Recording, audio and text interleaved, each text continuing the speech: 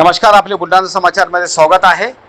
बुलढाणा शहरात भीम जयंतीचा जल्लोष, 3 दिवसीय महोत्सवाचा भीमय समारोप। सविस्तर वृत्त बुलढाणा। बुलढाणा शहरात गेल्या 3 दिवसापासून सुरू असलेल्या भीम जयंतीच्या उत्सवाचा आज मोठ्या उत्सवाचा समारोप झाला। 11 एप्रिल रोजी महात्मा ज्योतिराव फुले यांच्या जयंतीपासून सुरू झालेला हा त्रिसदस्यीय कार्यक्रम आज भारतरत्न डॉक्टर बाबासाहेब आंबेडकर यांच्या जयंतीनिमित्त शिगेला पोहोचला होता। सकाळपासूनच शहरात विविध उपक्रमांची रेलचेल पाहायला मिळाली। Voice over. बुलढाणा शहरात आज 14 एप्रिल रोजी सकाळपासूनच चैतन्याचे वातावरण होते। गांधी भवन येथे सकाळी डॉक्टर बाबासाहेब आंबेडकर यांच्या जयंतीनिमित्त पारंपरिक पाळणा सोहळा अत्यंत उत्साहात पार पडला। यावेळी भीम अनुयायांनी मोठी गर्दी केली होती। उत्साहाचे औचित्य साधून येथे उपस्थित नागरिकांना लाडू वाटप करून आनंद साजरा करण्यात आला। जयस्तंभ चौक परिसरात उत्साहाचे वातावरण अधिकच रंगले होते। येथील भीमकन्या ग्रुपच्या रणरागिणींनी भीमगीतावर बहारदार नृत्य सादर करून डॉक्टर बाबासाहेब आंबेडकरांना अनोखे अभिवादन केले। त्यांच्या या सादरीकरणाने उपस्थित नागरिकांची मन जिंकली। शहरातील मुख्य चौक असलेला जयस्तंभ चौक येथे ढोल ताशांच्या गजरात ढोल पथकाने उपस्थिती दर्शविली। या नादामुळे संपूर्ण परिसर दुमदुम गेला। विशेष म्हणजे या संपूर्ण उत्साहात केवळ तरुणाचे नव्हे तर ज्येष्ठ नागरिकांपासून ते लहान मुलांपर्यंत सर्वच वयोगटातील नागरिक मोठ्या संख्येने सहभागी झाले होते।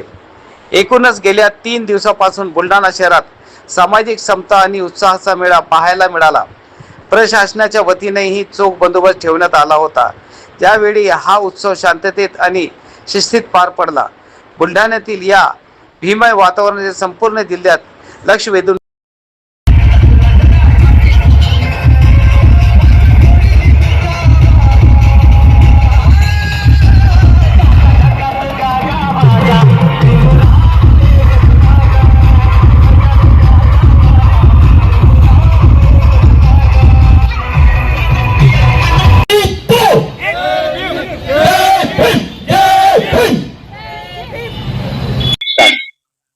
जय भीम, जय शिवराय।